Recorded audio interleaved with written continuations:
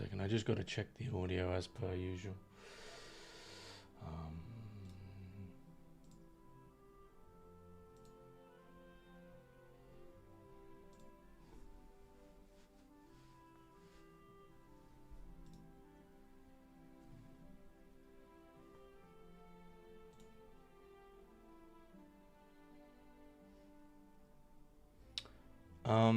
Can people hear me?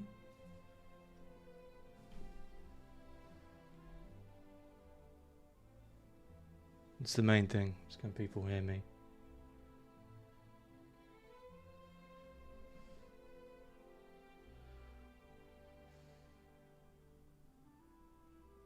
I don't think they can.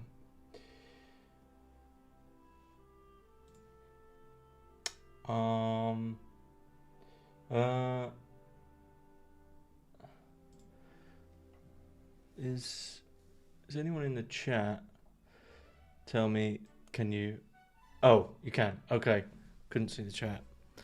Right, can a couple more people just confirm that the audio's okay? This time I couldn't hear myself come through.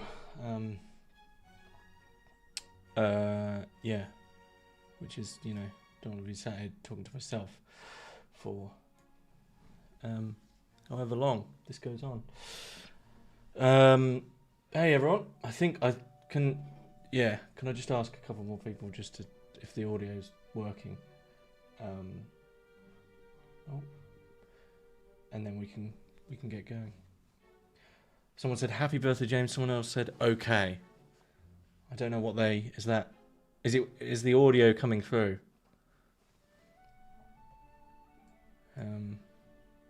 Yeah, cool.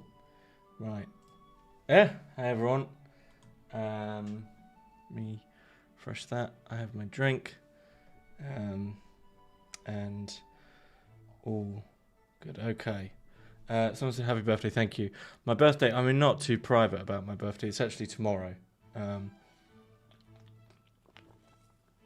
But the Bob Dobbs episode's going live tomorrow, so I wanted to do this tonight.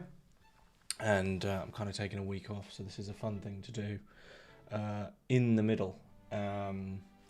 So yeah, any questions as per usual? Any questions that you have, or my birthday, not the show's birthday, my birthday. Any questions that you might have, or anything you just want to say, or whatever. Put it in the chat. And then yeah, we'll have a good discussion like we usually do. So there is someone sent me. So firstly, as per usual, I want to say thank you all for listening. A big thank you to everyone for listening to the pod, and you know, I hope you all are enjoying 2026 and having a pretty good year and all that jazz. And thanks for all your support. And anyone who is a paying patron, thanks for your support. It's always appreciated. So yeah, that's the start off. The only other things are that, and I'll probably mention this again, that I've got the Jung course, which I will put the link for. For those that don't know, I've done a full course on the work of Carl Jung, which is now able to be purchased, and there's a couple of teaser videos of that on the channel, so I'll put the full link for that into the chat. And also, for those that don't know, this one isn't as well known for some reason, that I'm slowly going through chapter by chapter, and this will be public on the channel once it's complete, but for now I'm sort of just making sure I get it all done. But I've put a link for a small site that is basically dedicated to Ludwig Klager's The Spirit is Adversary of the Soul, the Geist als Widersacher der Seele. So this is a translation that I spoke about actually in the last Q&A, and a lot of people emailed me about it, wondering where it was. So this is where it is. It's on klagers.bearblog.dev right now. Once it's complete, I will pay, so that's going to be like klagers.net or whatever. But I'm slowly going through chapter by chapter to do chapter notes and a video for each chapter, and then once that's all done, once it's actually complete, which is 71 chapters, so I'm up to 33 so far. But once that's complete, then I will make it public on YouTube. which is where they're hosted, but it'll be like a public playlist. So those are the two things. So I want to start with just the one question that I had. I only had one question outside of the chat this time, which was from Sean from the Patreon, and he asks where to start with Barry Long. So he said, I've read Darren Allen's The Book of Love and listened to quite a lot of several of Barry Long's talk, but there are tons with a lot of repetition. Are there a few key talks, a key book or two? So for Barry Long, who for some reason, as far as I'm concerned, kind of fell off like in terms of this move through to modern spirituality. Seems like once Barry died, like just kind of faded away, and they are doing, the Barry Long Foundation is putting a lot more stuff out there, but it seems that he really was of his time, of being known in his time. So, and it was Darren Allen who got me onto Barry Long, and there is, like, if Barry Long works for you, there's something about him that can really get under your skin and get you further along the path, we could say, or I don't want to go full into details, but the two books I would recommend from Barry Long, the main one is Only Fear Dies, which is just fantastic, and the other one would actually be a book called Ridding Yourself of Unhappiness, which is kind of it's a very early book by Barry Long. I think it's actually technically his first book, but it's kind of more of this like strange manuscript type one that you can still purchase. So those two, Ridding Yourself of Unhappiness and Only Fear Dies. As for the talks, there is the Myth of Life series that if you have Spotify Premium, you can actually get on Spotify for free. Like if you have the premium, then it's all there. Other than that, I understand what this person means about Barry Long's talks, because a lot of them are meditation residentials that are recorded, and they are helpful. I listen to Barry Long pretty much every day when I go for my walk. I'll listen to 20 or 30 minutes of Barry Long. But in terms of the talks, if you go to the YouTube channel, the Barry Long YouTube channel, the ones that actually have names and aren't like week 1 of residential or day 1 of residential, but actually have names, those are the ones I think that the Barry Long Foundation has understood to be more key. And there's also talks from Tambourine Mountain. All the talks from Tambourine Mountain are very good. So thanks for that question. And this person also had some nice things to say about my Jung course, which I'll say. He said, your Jung course is great. This is a review of the Jung course. I've read a fair amount of Jung over the years and did some Jungian therapy for a while, but so far your course and the exercises have been the most impactful. Thank you. So there you go. Right, now I'll get through because I don't want to miss all the questions that are coming in the chat. Firstly, could you do a snog, marry, avoid for your guests so far? No, because no, I'm not going to do that, because then have maybe I could just do marry. Who would I marry? I would marry John Michael Greer, because I feel like he would make a really good cook, right? And get a lot of nice beanie stews. There's none I would avoid. I mean, I might avoid Bob Dobbs, you know what I'm saying? I'm kidding. Love you, Bob. So someone says, if I may ask, have you been baptized as a Catholic since I last heard in one of your James Greer podcasts you were Ketchaman? That was years ago now, and it's so strange to me. Like, I've tried to make it very, very clear, and I mean this in a non-crass way, but just as part of the journey, I have tried to make it very, very clear to people, because I know at the time, I've been on this spiritual journey, and life is a processual journey without being coy and cheap about it. So I've been on this journey, and you get pulled into these kind of memes, and there's nothing wrong, like memes technically aren't lies, and so I've tried to be clear that the Catholicism didn't work out for me, and I'm also not just suddenly being like atheist or anti-Christian or anything like that. It just didn't work out for me. So I did go through the whole hog. It was a 3-year process the 3-year process was personal discernment, then the RCIA and baptism and confirmation, and then about another year in the church of really throwing myself into it. And it just didn't work for me. Like, and it made me very unwell, made me physically very unwell, made me mentally very unwell, and it basically made me sick. By the end of it, I was quite sick.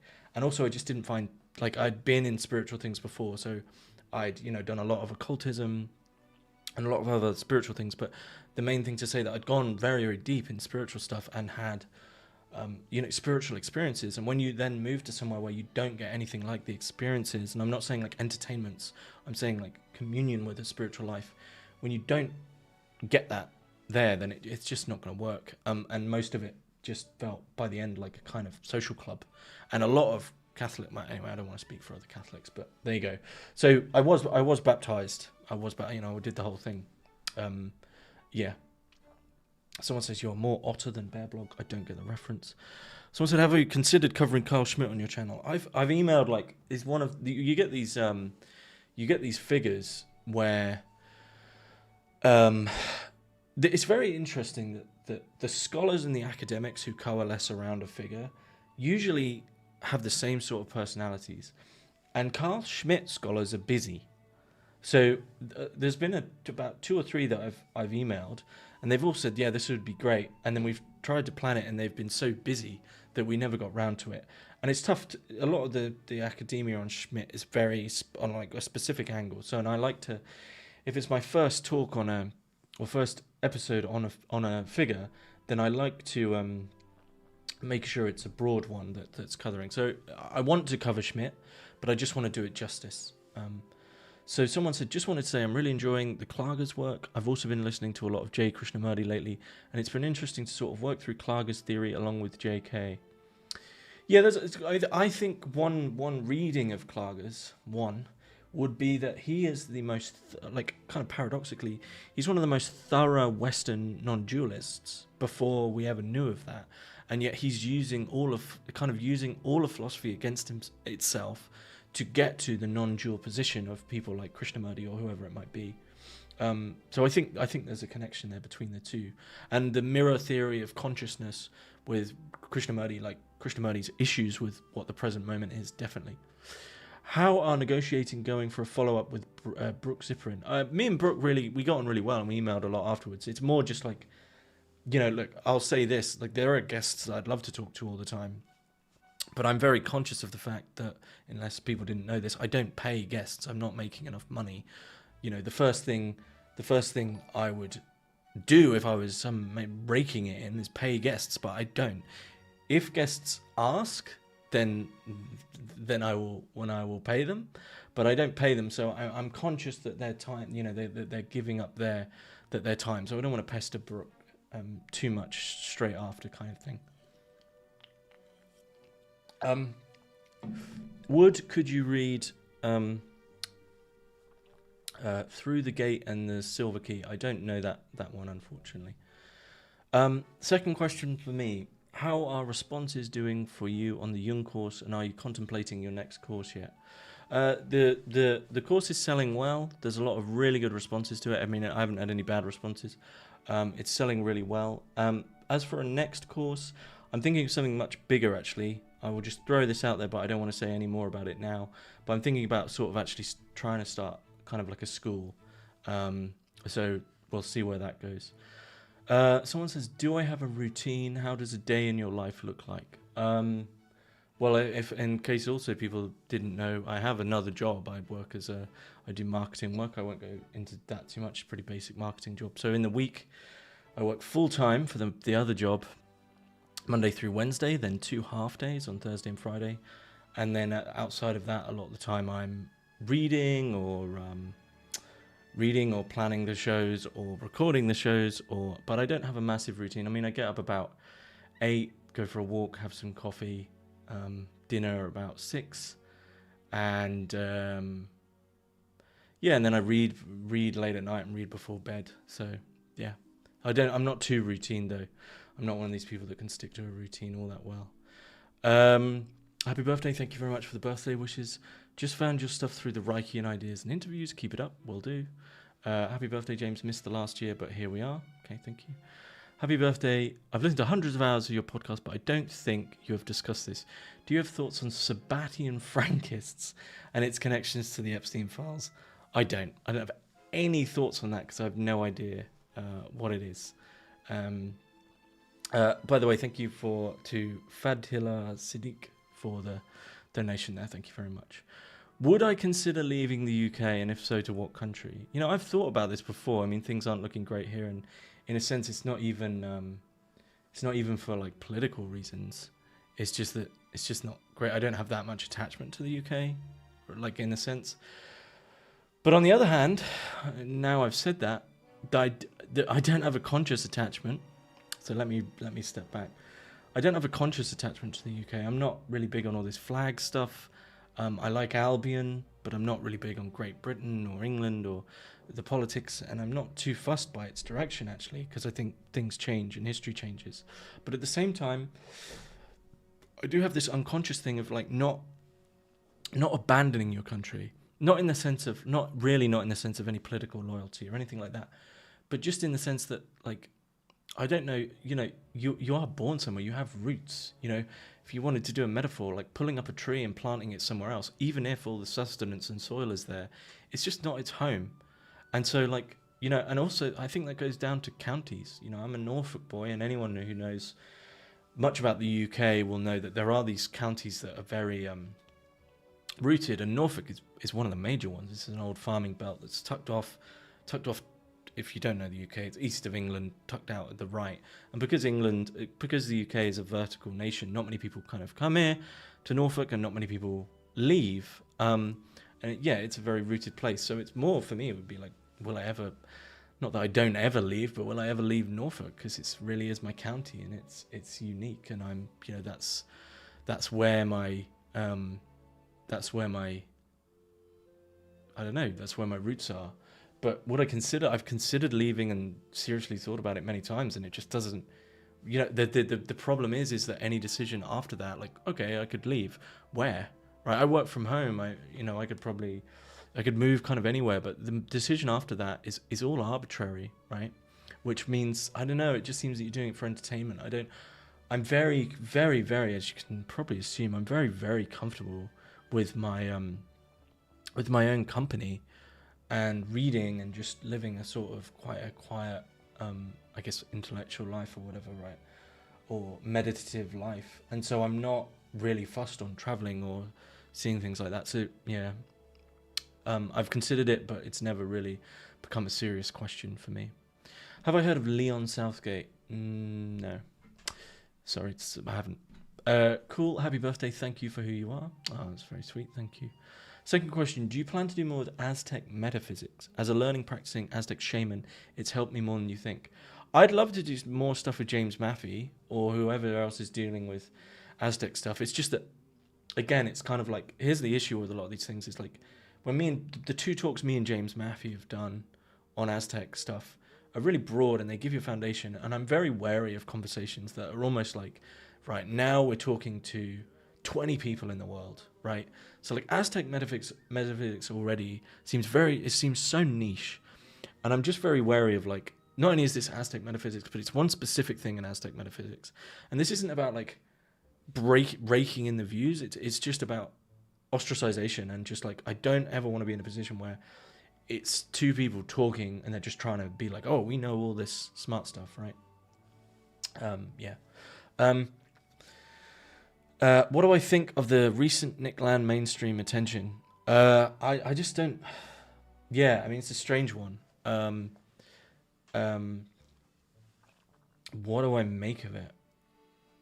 I've thought about it, and I just don't know what to make of it. I mean, I think Nick seems to be kind of accepting of his status now, which is kind of refreshing to see. But I think for a lot of us, if I'm being honest, and I wasn't even really a main player, I don't think, but for a lot of us who were around in 2016 and that strange blogosphere era of about 2 years around accelerationism, this all feels too late. Like, for anyone who was around then, this feels like a real lag. And what I remember, there was a joke made by Thomas Murphy about the EAC stuff, and a lot of this seems more EAC, Silicon Valley adjacent, right? New York profile, Elon interactions. That EAC and all that is kind of like accelerationism for LinkedIn. And I still can feel the sort of DIY aesthetic of however many years ago, 10 years ago, whatever 2016 was, dear God. And it just doesn't feel like that anymore. It feels all crimped and cropped, and Elon taking over X is kind of like the equivalent of the second Facebook slump. It's like the X slump. I mean, the echo chamber that is X now is horrible and mean and cruel, and really, I don't really want too much to do with it, because it's just people speaking to themselves. there's no greater example than this of a lot of the small political things that are going on, like Restore Britain, which is like, people seem to think that that's a big thing, but Restore Britain is really just an X account, and there's a lot of other things like that on X that, yeah. So I don't know what to think of it, but Nick's having fun. Excuse me, one of the problems with the big mustache is you never know if you're covered in drool. Not that I do anyway. Is money the only real problem as per UG? That's UG Krishnamurti, and a smaller part of his work that is not as well known is his money maxims, which he used to like get people to read out. The UG Krishnamurti, this guy kind of just got spiritually blown out, and it seems that the only thing he really cared that people could do by the end was earn money.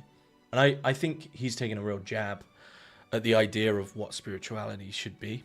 And the final like bastion of that is to say money is the least sacred thing and spirituality is the most sacred or whatever, and like trying to combine them. And I think he's also making this nod towards the idea that if you're abiding by the consciousness of your day or our day, then to really commune with the consciousness of our day is to be able to make money.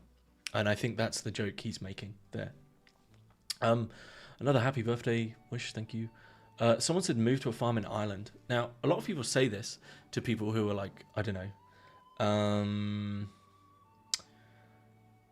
who are kind of like me or whatever. They say just move to Ireland, but I'm English. Like, I don't think that they're not just going to suddenly warm to me. Yeah,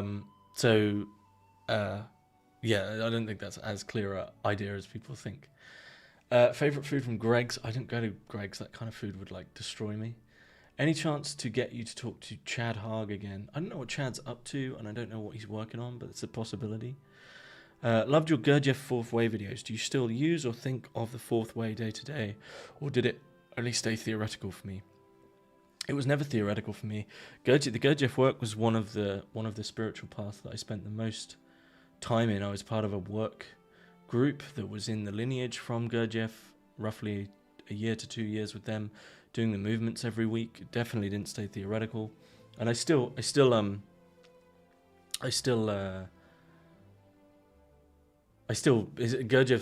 ideas and work is still a key part of my spirituality and my life, but it's not as big a focus. There's a lot of things where when you're initially with them, you get wrapped up in them, and then there's a point where you have to, once you got the message, put down the phone kind of thing. And I had to do that with the Gurdjieff work. I think there's a hard stop with Gurdjieff where you need to veer off, and I don't know how well the work was passed on from Gurdjieff. And I would say for anyone interested in the work is that it just won't make you aren't really getting it until you do the movements. Once you do the movements with someone who knows how to teach them and show them, then you'll be there. You're happy with the life of the mind as is spoken in a funny scene. Barton Fink. I don't mind Barton Fink. It's been a long time. Nick Land fell off so hard. Well, I think for a lot of people, Nick Land fell on with all this current kind of religious crypto Gnostic stuff. Someone said, what motivated me to create this channel? It was the story goes, and this is what I say when people ask, is that when I was studying my master's in continental philosophy, when I was reading books, I was finding that when I read the footnotes, there was like 10 or 20 names in a whole book, maybe 100 names of just like, well, who's this person? Who's this person? Who's this person? And then, I wanted to try cover them. And then as I started it, Mark Fisher had just died. So that's why he was kind of like one of the first, this idea that these people are just going to like drift off. And I don't think, this is going to be something that goes down in the history books or anything like that. But it just wanted to be a way to be like, I'd be reading something and I'm thinking life's short, and I really haven't, like, a name would come up, like Jan Patočka or something, and you think, well, what do I do? Like, where do I go? What do I start with? And so I wanted to do a conversation that gives you an intro, and then the person says, and here's some places to go. And then that spiral out into, mysticism and other things, etc. So that's the reason. Did you ever struggle with your attention span, smartphone use, procrastination? On and off, I go through phases. I do I think my screen time at the moment on the phone is like 2 hours, which isn't too bad. Some people's is around, like, I think the average for people now is like 6.5. Like, you can look up the average screen time, and if you factor in like sleep is so, you know, most people sleep between 8 and 10 hours. I say 8. That limits our day to 16 already. You take out meals, you're down to 14. Then you take out work, which for most people is 8 hours. You're down to about 6 hours. So it's kind of like any free time we get just gets given over to this cursed little device. Mine's down to about 2 hours. I think the only real way completely off smartphones is completely get rid of them. They like, it's kind of like, I think the whole like trying to taper a smartphone is, and I really don't want to belittle other addictions with this, so I'll use a lesser one and say lesser. I used to be addicted to cigarettes, but like the whole thing of like, how could I change this? So it's like the whole thing of like, maybe I do herbal cigarettes, or maybe I only do 5 a day, but I'll still have it in the house. It's kind of like, it's an absurd way to think about addiction, and the phone is really, really bad. If it was anything else, it would be so noticeable, and it's just awful. My attention span, again, goes up and down. That's correlated with phone usage and caffeine intake. But one thing I would say about just taking a drink. One thing I would say about phone usage, though, that a lot of people don't realize, and when you overcome something that's taking up a lot of your time, is that it's not like as soon as you, so for instance, let's say you're currently using 6 hours, on average 6 hours a day to use your phone. There seems to be this idea that people have, like, I want to stop you doing that so I can do this. You're not going for a long time to suddenly use, it's not just suddenly going to be free time. That's the issue. So you're not suddenly just going to start reading 6 hours a day, right? These are habits. And what I found when in the past, when I've gone dumb phone or really, really been in control of my attention with regard to things like phones, is I just sat around. I just sat around a lot and did nothing. And I don't mean apathy. I don't mean like depression. I just found like, okay, well, I'm not doing that. And I would just do nothing. I would just like be like, I'm just going to sit on the sofa for a while. So the thing with getting off your phone is I think it also moves you out of productivity culture, because the phone has always got something going on. It's like the technology of the myth of progress, right? There's always something to learn, something to do, something to know, something to like, right? It's pure FOMO, pure fear of missing out. That's what the phone technology is. And when you're not doing that, well, you also don't have that, like the fear of missing out. So then you don't have anywhere to go, which is beautiful. You don't have a direction. But I don't struggle too much with procrastination. I get a lot done, and it's just because I'm interested in things. That's how you get things done, is you're interested in them, and you just do them. You know, a good technique is if you have something to do, you do it as soon as you possibly can. You got an email and you got a spare 5 minutes, you send it. Have I considered covering Max Weber or Evolar? I've done an episode on Weber before. Someone said never really liked money. Happy birthday. You know what? Someone says, how old are you today? Guesses in the chat how old I am. I'm going to regret saying that. Paul Kingsnorth did an interview with an Irish hermit who lives without modern tech. I couldn't follow a word the fellow said. Now, here's the thing with this. I actually got interviewed recently by Radio EIM podcast, and we discussed this. So that guy is Mark, I think, it might not be Mark Boyle, but there's a few of these people who've gone to Ireland, and usually Ireland because the land's cheap, right? And they can then live off the land, live off the grid, tech free or whatever. I don't really like these as an example because usually these come from a place of privilege. I don't know all of them. I don't know all of these people who are doing this, right? But it comes from a place of privilege. Like they think, oh, why don't you just move? Why don't you just completely dip out of society, buy land and live off the land? Well, there's kind of the privilege there, I think, is hidden, is that maybe most people could save up to buy a small piece of land or a dilapidated house, right? But the privilege is being from some background where you're not so caught up in the system that you have to. I've been poor before, and anyone who's genuinely been poor will know that you don't get a gap.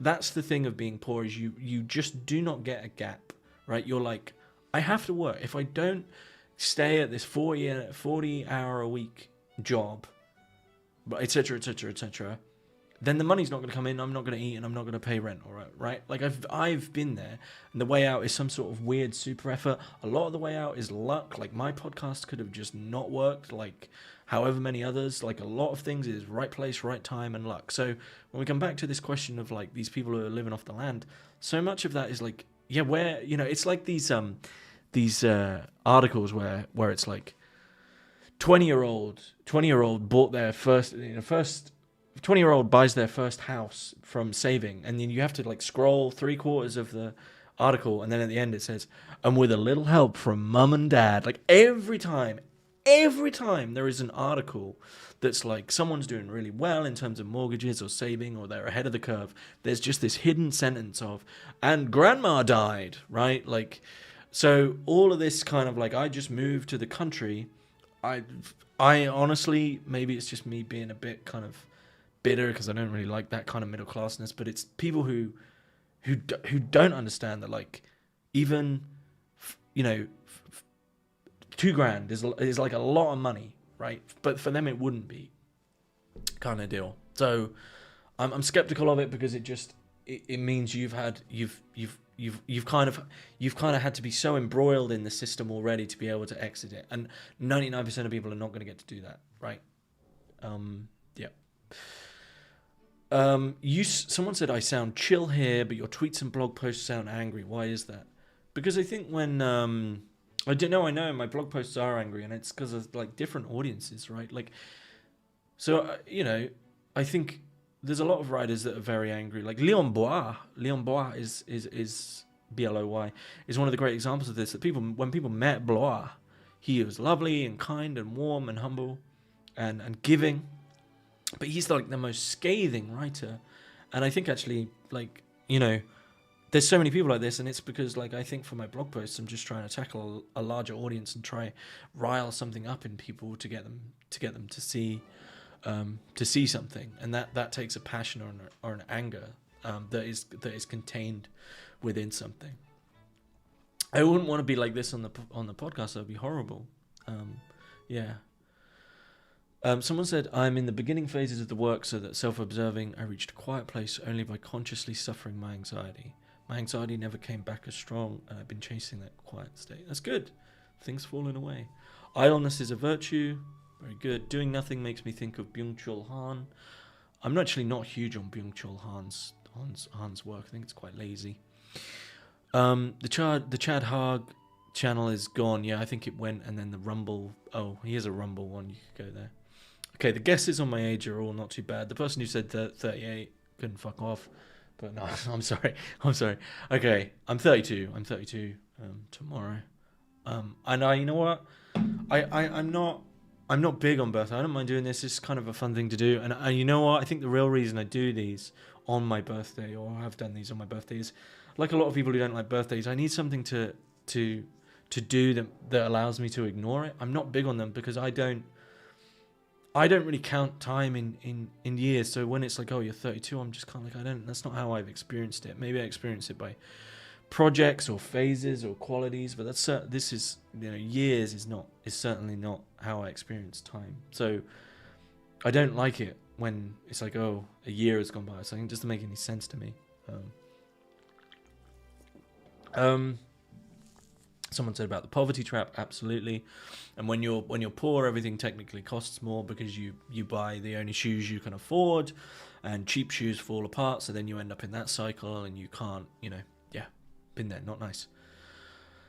Happy birthday. Really enjoy Hermetics. Thanks for what you do. I was very drawn to Jung's Bolligen Tower. If you were to build your own home as a solitary endeavor, what features would it have?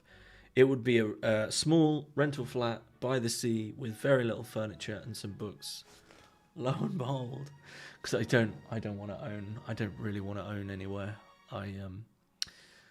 So this whole thing of like people have their dream house, or, you know, this is a two bedroom flat with a bathroom, a fairly big lounge, and a hallway. And this is too much. I could downsize. I want to spend my time researching and reading and doing the things I enjoy, not cleaning somewhere. So when I see people with lovely big houses, I'm like, yeah, that's great. But actually my first thought is, this must be so much upkeep. And a tower? No way. Someone says, how do you cope with breakups? You know, they asked Yuji Krishnamurti, how do you heal this is like glitching out. They said to Yuji Krishnamurti, how do you heal a broken heart, and he said, break it some more. How do you cope with breakups? Unfortunately, there's only. So I've heard a few things that seem to be true. One is, it takes half the time that you were in it to get over it. So if you're with someone for 10 years, then it might take 5 years for you to fully get over it. Maybe. The other one is to know that everything changes and everything dies and everything ends, not in a morbid way, but it does. The other one is to continue loving and move on. The next one, as soon as there's something to be said for abundance. Once the next lovely person comes along, you'll be amazed at just how quickly all those sweet memories are obliterated. That's just human psychology. But I think the key one, how do you cope with breakups, is get a grip. You're clearly just clutching at something. If you're truly like, oh my God, well, you probably sounds like you're kind of loving yourself, right? Like you're super down in the dumps. You're holding on to an ideal. It's sad, but you get over it by just continuing to love generally. And if your love was only for that specific thing, which means you held on to an ideal, well, maybe you're being selfish. If you love something, let it go. I can throw all these platitudes at you. Only fear dies. Live, laugh, love. Don't pick up a stick by the shit end, or whatever it is. I don't know. Someone says, happy birthday, crazy beard size, Nietzsche, question mark. I don't know. I think if I'm doing a projection, it's Gurdjieff.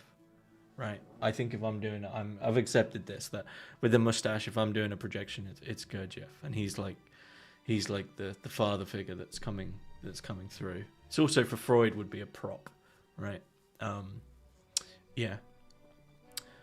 Someone said, alas, my smartphone addiction led me here today. Scroll. Okay. I love Blah, but he makes me ill sometimes and not want to go out. Hang on. Outside and not want to go outside. I don't know why he wouldn't want you to go outside. My smartphone is addicted to me. That's good. The big 4 accountancy firms in the UK are sending their new graduates to work in cafes, hospitality placements for 6 months, so they can learn people skills, how to be a proper human. I mean, everyone needs that. I think that instead of military service, everyone should do retail service. You have to do at least 3 months as just a checkout operator and shelf stacker, and that will eradicate so much rudeness from this world. God bless retail workers. I've been there. I actually got called up when I was in retail back in the misery days. I worked in a co-op, by the way.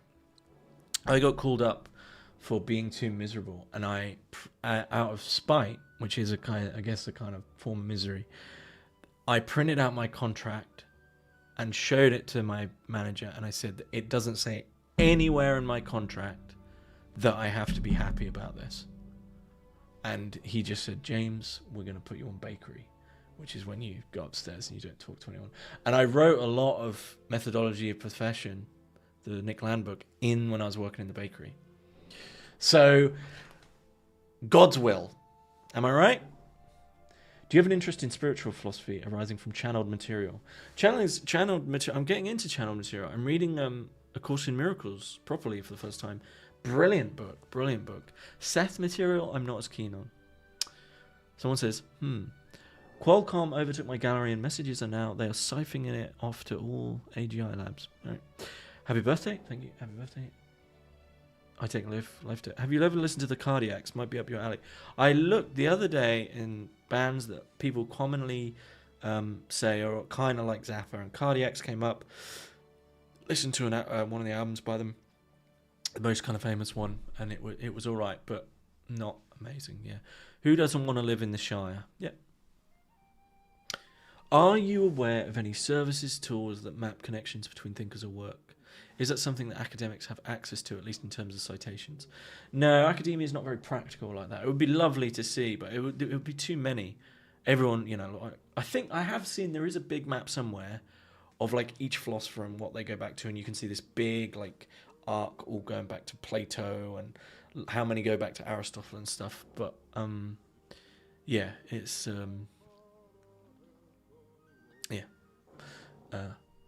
happy birthday, dude. Thanks for the channel. Been here since the beginning.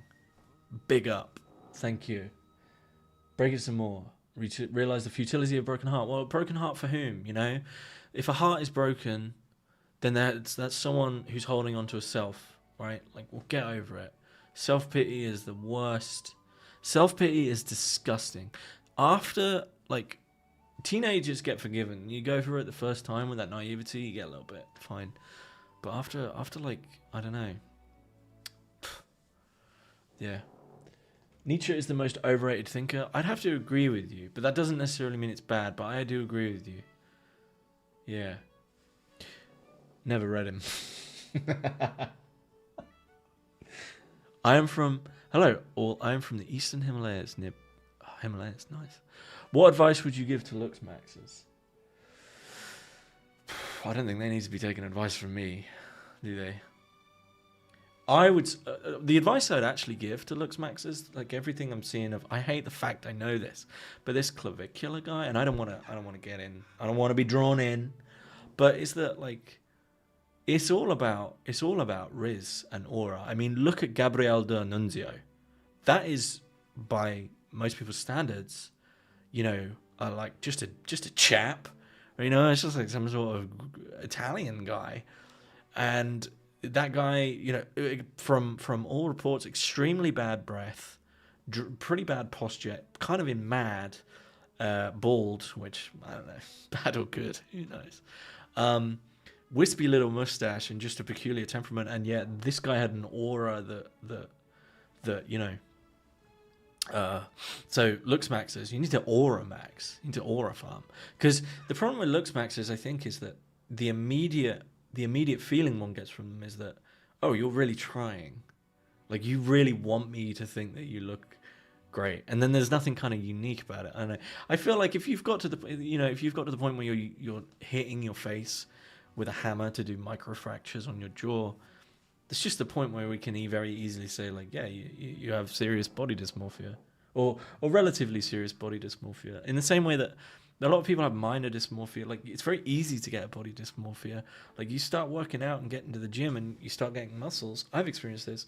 You suddenly, out of nowhere, you just really care about it. And it's very difficult to, like, if we think about, you know, it's still crazy to me, but if you think about, like, there are men that aren't going to be professional weightlifters or professional bodybuilders who would just they're taking serious medical grade professional Olympic tier steroids, and they're working in a restaurant, you know, they're risking it all for Looksmaxxers. There's chill out, you know. I feel like this is where I feel baldness has done me well, because when you go bald, I was balding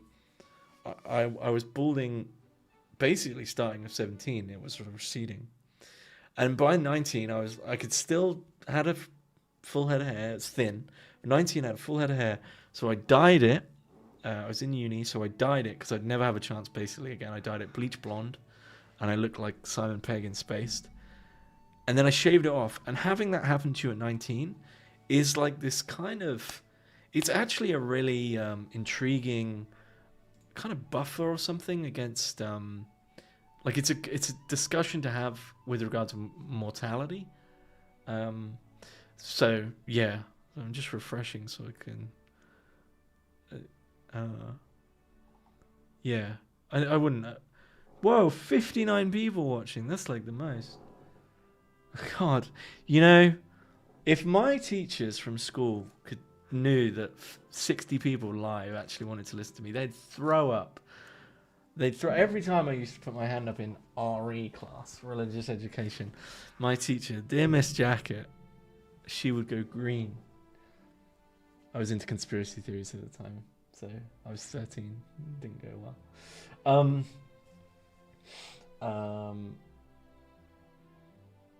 Hey James, do you experiment with substances or nootropics as a way to gain greater insight into the inner workings of your own consciousness? No, I've never, it doesn't interest me. I will say this. So I've done episodes on psychedelics, on the philosophy of psychedelics, and I don't mean any ill towards them. I'm kind of with Uspensky, which is like, for the spiritual path, you can take psychedelics and they can throw you to the top of the mountain to show you what could come if you stay with the path. My issue with psychedelics, and I have said this, I've been clear about this on Twitter and other places, same with marijuana actually, my issue, but mainly with psychedelics, my issue with psychedelics is, if they are so amazing, can you please tell me something interesting or novel that isn't just, dude, you just got to do psychedelics. And the same with people who smoke weed. Dude, do you remember that time we did a load of weed? That's all they talk about. I've seen too many old acquaintances turn into drooling. But my issue with psychedelics is that I've never really had someone, and I don't mean this mean, I've never really had someone who's done psychedelics and then said to me, oh, by the way, this, and kind of showed me in metaphysics, right? They never bring anything back other than, dude, it was amazing. Why? It just was, right? For Klages, was Jesus pure soul, spirit, or either? Don't know. I know a fair amount of Klages now, but I don't know enough on his understanding of Jesus. So I don't want to comment. I don't want to do it.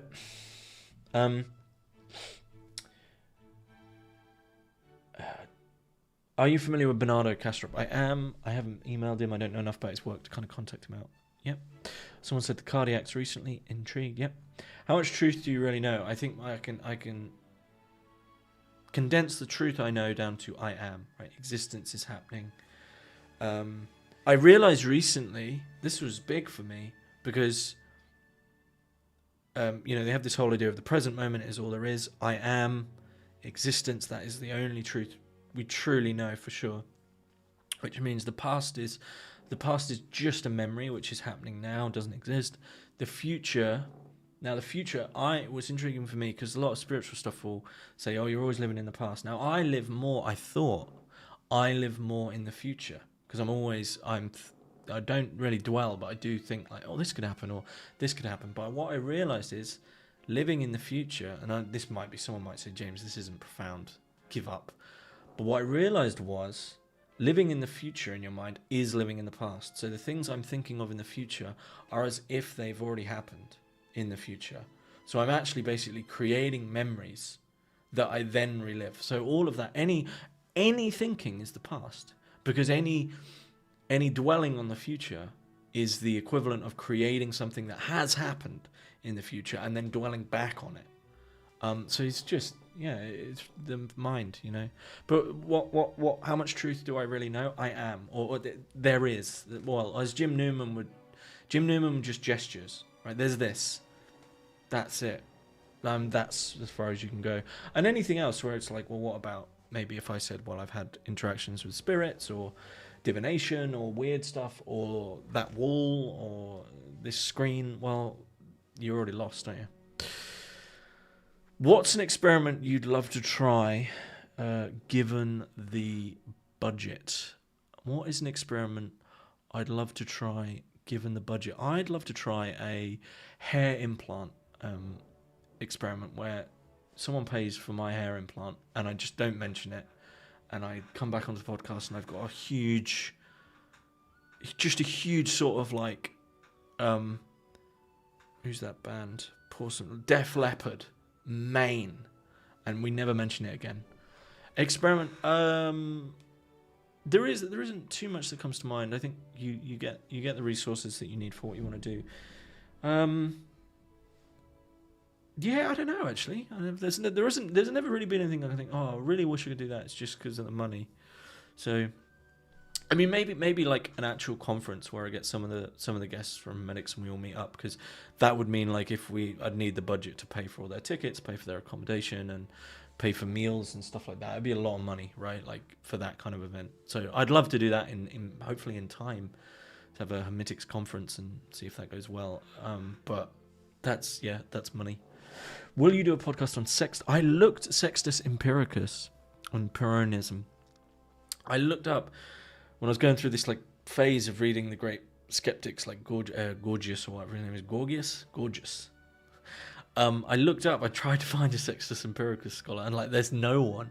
I'm sure there is now. Someone would be like, "Oh, you don't know the work of Jimmy Empiricus, his great grandson." But okay, sorry. Your full question was, will you do a podcast on Sextus Empiricus? I'm going insane. Fantastic. Here, a good recommendation for interviewing a scholar on Carl Schmitt who's not as busy. His name is Charles Hayward. Okay, I'll look him up. Seek not to become a maxer of looks, but rather to become a maxer of quality. Okay. Can you please talk? Oh, hang on. Can you please talk about your books a bit? I don't know what you want me to say about them. So the first book was the Nick Land one. So you'll notice actually though that I've changed. So I did have this thing where, and anyone who writes or anyone who creates will know about this. I feel that you have these phase shifts. So you'll notice that the first that a methodology of possession, exiting modernity, only ever freedom, and Be Not Afraid are all under the name James Ellis. And then the latest one, A Man Crying in the Street, is under James Dilly. And that was on purpose, because I just felt this phase change where a lot of things made more sense to me. I can't really explain what that is. It's like an internal thing. And so those four, I don't want to do that thing where I'm like, oh, it was just young, dumb me. Because it's like, well, some people might still get anything out of them. But it's kind of a way of being like, oh, that's not the phase I'm in anymore. So like, if you're kind of in the Nick Land phase, and you're really enjoying Nick Land, I mean, that book was about me getting so caught up into Nick Land that I was kind of going mad and detailing that process. And then exiting modernity and Only Ever Freedom, I just can't really say much more about modernity. It's very easy to write against modernity. But I'm also not really too happy about how those are formatted, and they yeah. And then Be Not Afraid, I mean, that was about my Christian journey. And in a sense, I think maybe I'll finish that. Maybe in 5 years, I will finish with and that will be a trilogy from like land, hell, to Christian heaven. And then actually the duality of that dissipates. And I kind of, where I've been thinking about this recently, that where Be Not Afraid ended, which was stepping into the river, I would begin, if I was to continue this and finish it with the trilogy, I would begin the next step with me stepping into the river and just being obliterated, right? And because there was meant to resemble a baptism, but actually now I would say no, the river just washes you away, or disappears altogether. Yeah. But those are my books. And then A Man Crying in the Street is like a collection of weird stories. I'm working on another collection of weird stories, which will be, I don't know when that. I'm hoping this year. I do want to do it this year. Yeah. Oh, I also have Instagram now.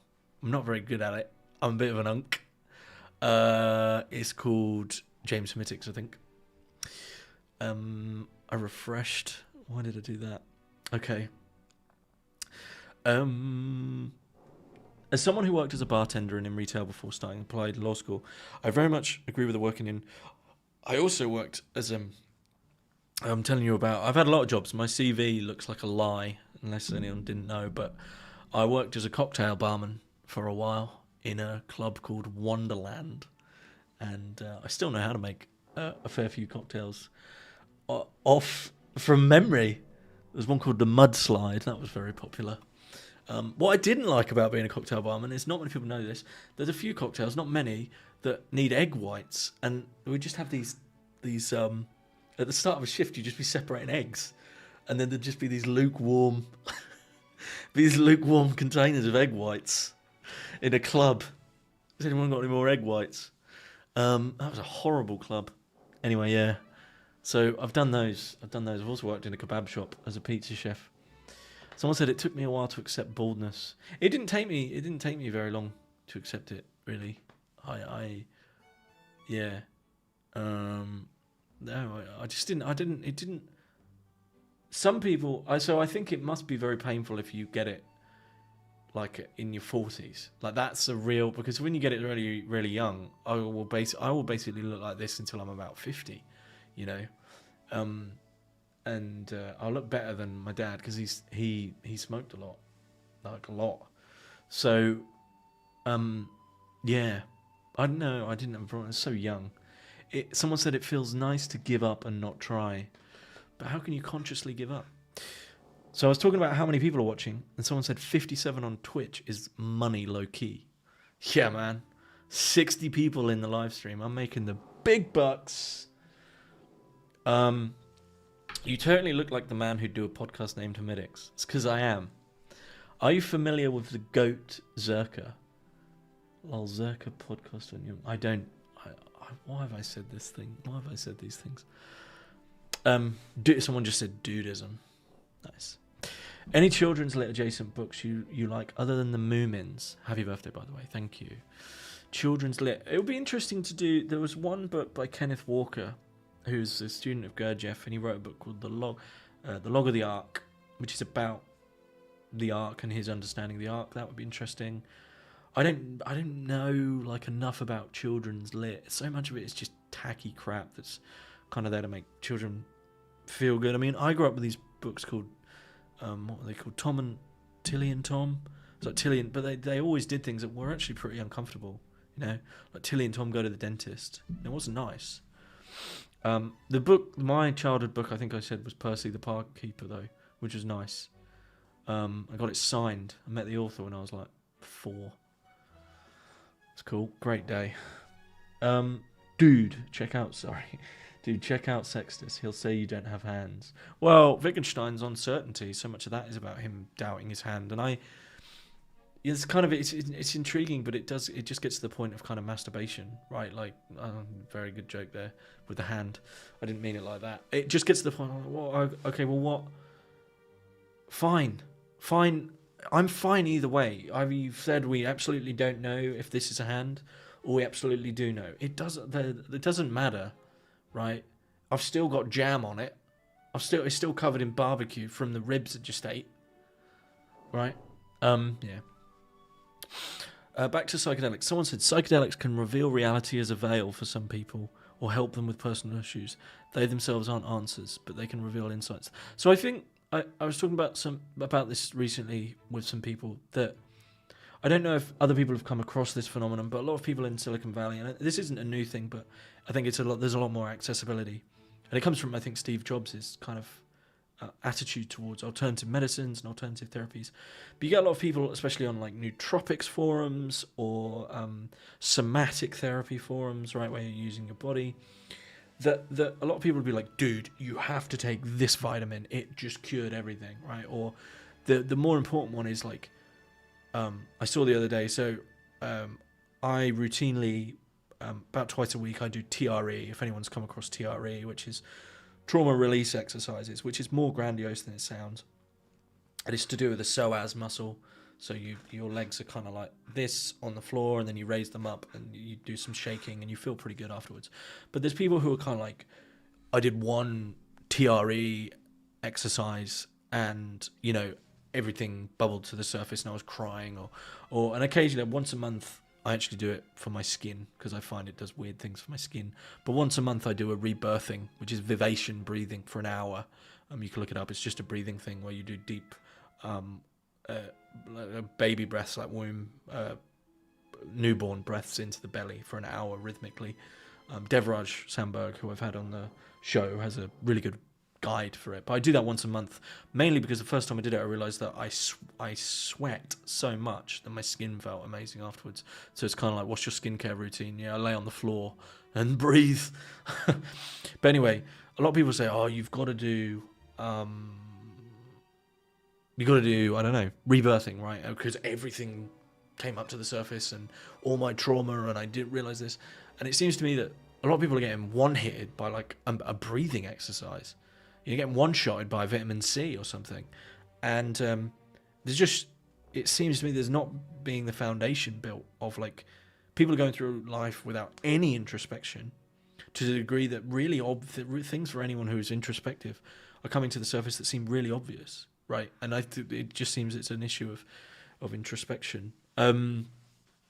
So this is what I meant by like the psychedelics thing, is a lot of people, it's like, well, if you've done some sort of inner work and introspection beforehand, then probably be more helpful. But if it's just like this thing that finally cracks the shell, I don't know how helpful that is, right? Anyone who knows the kind of failure of therapy will know about this, that if you're an introspective person who's clearly got an issue that you wanted to work through, you have this moment in therapy where you might get to the end of the 8 weeks or the end of whatever the course is, or many people will know this one, where the therapist suddenly looks at you and says, do you think X might be because of Y?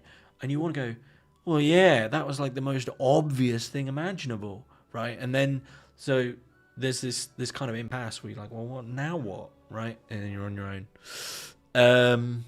Anyway, rambled a bit there. Someone said Hermetics. Dear me. Someone said Hermetics question of 3 people in a room. Robert Anton Wilson, Abdul Hakim Murad, and Gurdjieff. Where do you think the conversations would go? Well, Robert Anton Wilson and Gurdjieff are kind of tricksters. I don't know. Yeah, I'm not sure. I'm not sure on that one. Lost Futures. Nice. I thought the thing about the future you mentioned was reasonably profound. Thank you. Thank you. I thought so too when it came to me. Have you ever heard or read the Ra material, Law of One? That's like manifestation / non-dual material. I've looked into it and I didn't like the presentation. Is anything possible with magic? Well, as Alan Chapman will say in his Advanced Magic for Beginners, let's say you cast a sigil that says, I get a brand new car. Well, maybe the next day you suddenly feel the impulse to buy a new car. That happened. But then, of course, the question is really about, what if you cast a sigil and you say, I fly. You know, I fly in the sky. Well, is it possible? Maybe you go on a flight. Maybe go on a hot air balloon. Or maybe you have a dream where you fly. So it is within the bounds of the realm we inhabit. Yeah. Do you have any views on retrocausality? I do, but I mentioned them in the past. Dear me. Is there any need for that? Do I still admire or pray to any saints despite leaving the church? I remember you saying the image of St. Teresa of Avila always stuck with you. Yeah, I mean, I think so. Well, I'll start with St. Teresa of Avila. She's this great image because she's a mystic who said just how dry it was, like banging your head against a brick wall kind of thing. Do I pray to them? Yeah, but it's become more practical. So the Catholic Church is still very coy about this, and they were when because I don't think they want to fully fall into like it's a bit of a trick or magic, but. So many Catholics would talk about if you've lost your keys, you I can't remember the saint, sorry, but there's or for instance, Saint Joseph is the patron saint of like relationships, and you say a prayer if things aren't going too well. But there's saints for lost objects where you say, "Oh, quickly say a prayer to." I can't remember who it is. I think it's Saint Michael. I think it's Saint Michael, but you'd say a prayer to find your lost keys and stuff, and that's so close to like magic and communion at that point. But so, do I pray to any saints? Not yet. I just would still feel weird, and I don't think I ever had the connection with them I did with other things. Something about Kane B. In your view, what form of government do you favour? Absolute monarchy, polity, or democracy? I think. For me, this is more of a metaphysical question to do with free will. So I'm with Gurdjieff that I believe free will can be earned, and that I think things just keep on going, and that everyone kind of gets their time. I'm not fully on board with the Buddhist angle, but as Gurdjieff would say, like if you imagine an oak tree, I always talk about this one. An oak, only one acorn of an entire oak tree's life is going to become another oak tree just because of the reality. Everything else, or everyone else, becomes mulch that regrows the tree. And I think everyone eventually will become that acorn, I feel. What's this got to do with government?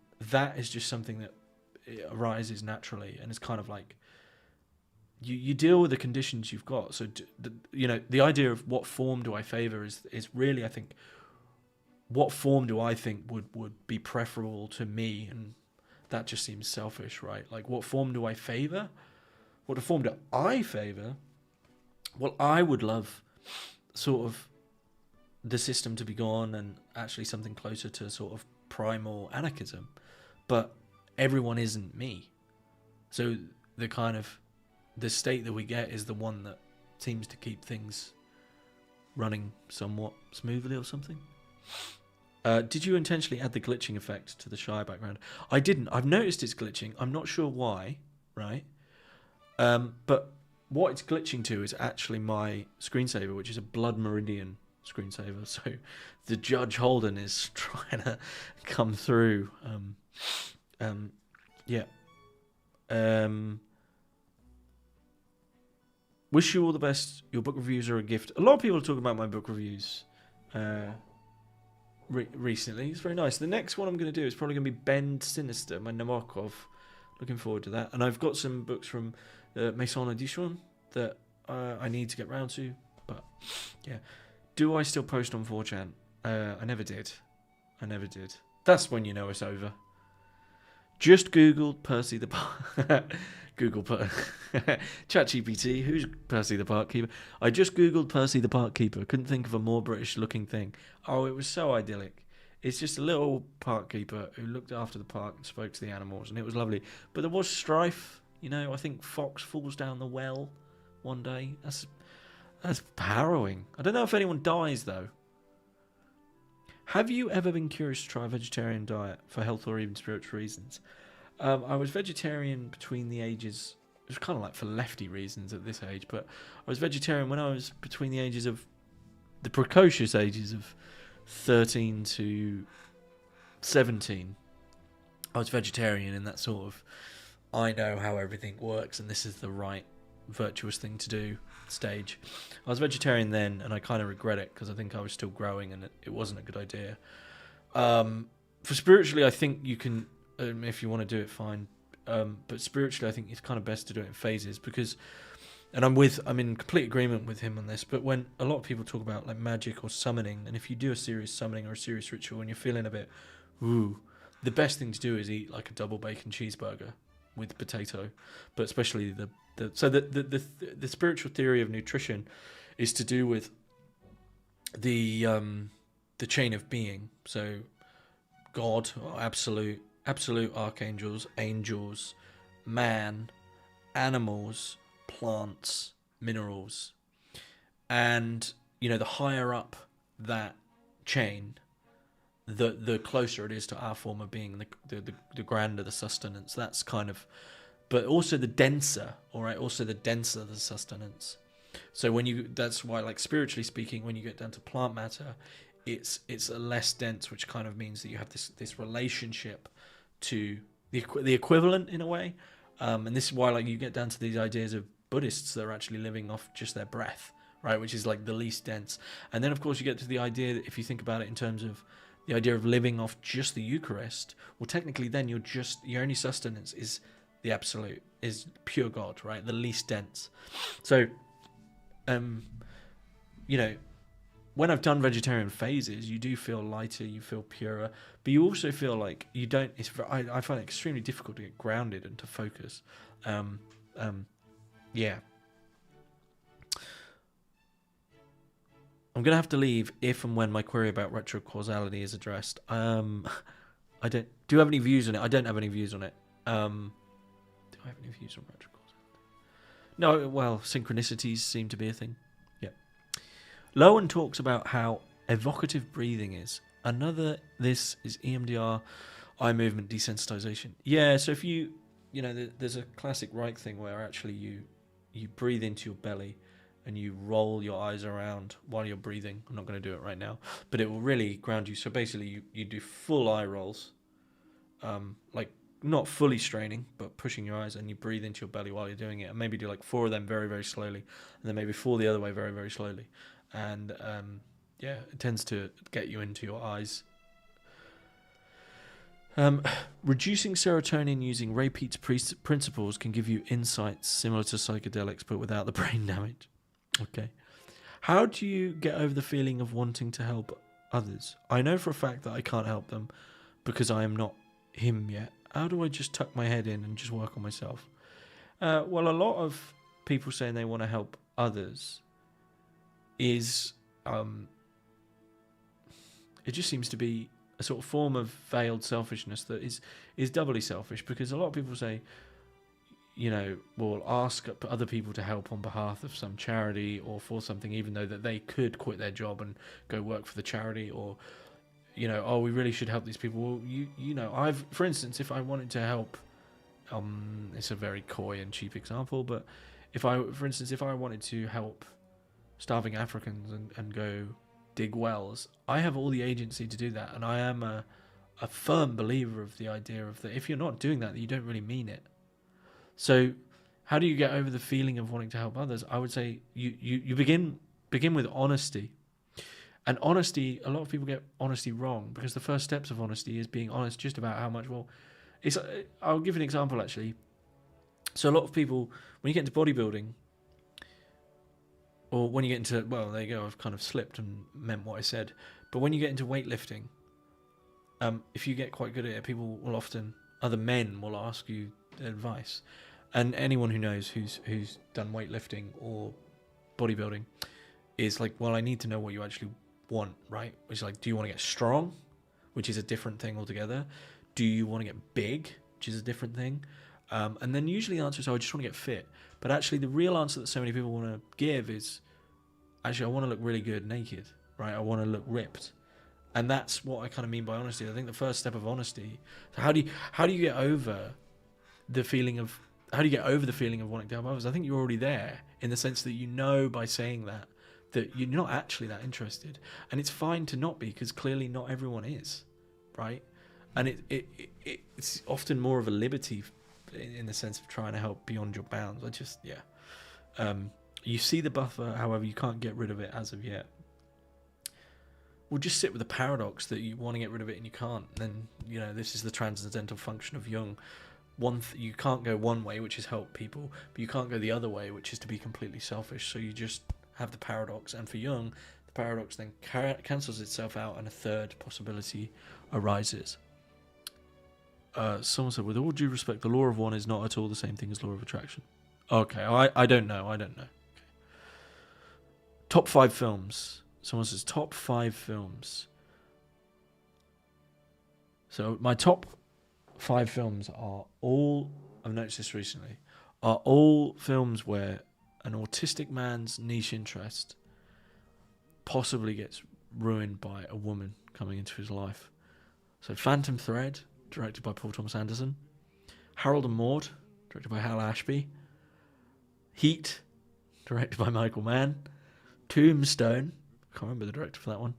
And then I would also put Being there. That one's a bit different. But yeah, those are my 5. Are you familiar with the thinker Eric Davis? Yeah, me and Eric's one of the first episodes. I interviewed Eric way back about what was it called? The book that he just published then.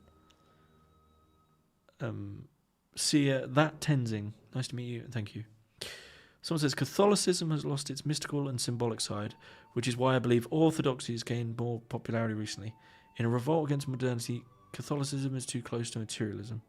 This is the argument made by Juan Culiano in Eros and Magic in the Renaissance, is that when the Protestant Reformation happened, they began to remove the spiritual or earthy elements from the Christian kind of liturgy and really get it down to like just textual, which was very materialist, we could say. Culiano's point is that actually the counter-Reformation, trying to like bolster, the continuation of Catholicism, mimicked that as a way to try gain popularity, and in doing so, removed more and more. I think it tracks roughly. Someone says, I assume you've read Kaczynski's critique of anarcho-primitivism. I have. Yeah. Someone says, any Rudolf Steiner. I've done loads of episodes on Rudolf Steiner. Yeah. Someone says, garlic is more grounding than meat. Yeah, could be. What's wrong with selfishness? Nothing. I don't think there is. Jiddu Krishnamurti, it's one of his great essays. Can't remember where it is. Or is it in... I don't think it's an essay, actually. It's in The First and Last Freedom. And Jiddu Krishnamurti, he says that if we asked ourselves a question, what are we interested in? The only answer we can ever give, if we were honest, is ourselves. And that really is, a broader discussion on selfishness. Someone says, happy birthday. Thank you. What is your reading regimen like? How many hours a day do you read? And is there any tips how to keep body happy in regard to sitting down for so long. Okay, my reading. I usually read a little bit on my lunch. Sometimes I read in the morning, but usually I read in bed for a couple of hours late at night, and maybe a bit before dinner. So I don't really think many people can seriously read more than 3 or 4 hours a day. I probably read, maybe 3 hours a day. Are any tips to keep your body happy? I mean, find a comfortable chair, get up and take walks. Yeah. Could you do a review of C.S. Lewis's This Hideous Strength? I probably could, in time. Chiron said, I don't know if I care about what Chiron said anymore. Sorry to say. I've become very... it's not good, to read that stuff all day. Life's great. Life is great. And, there's this thing of like, I think life might be miserable. What am I going to do? I'm going to go read just more misery. Chiron said it. Well, Chiron probably just needed like thiamine. Right? He probably just needed to eat an orange. Hang on. Well, we could probably figure this out. He's an insomniac. He's in France. There you go. Figured it out. Do you agree with Spengler conclusions that Western society would be ruled by Caesarism? So, as far as I'm aware, the Caesar is going to be in the next 50 years, like Spengler's Caesar. Seems to me that that's going to come true. I mean, Spengler's been correct on pretty much everything else. So, I can't see why that wouldn't come true. How that's going to look is going to be strange, because I think, and not my Spenglerian buddies don't agree with me on this, but I think Elon Musk is a progenitor, like he's the proto-Caesar. So, for those that are into Fallout, someone like Robert House is probably the Caesar we're going to get. I think we will. I think the way we can already see the cards falling into place as well. So I agree with him. Top #1 film, Kung Fu Panda. I don't like Jack Black. Any opinion on humanist psychologists like Carl Rogers, Abraham Maslow? Maslow's hierarchy of needs is helpful. Don't know Rogers all that well. So much of this is really difficult to. So much of this is difficult to pin down in practice, right? Because unlike psychoanalysis, where you say I go to a Lacanian or I go to a Jungian, and you kind of know the stream. No one's really saying I'm going to a Rogersarian or a Maslowian, or who that all seems to go into just like clinical psychology now, right? I might be wrong about that, by the way.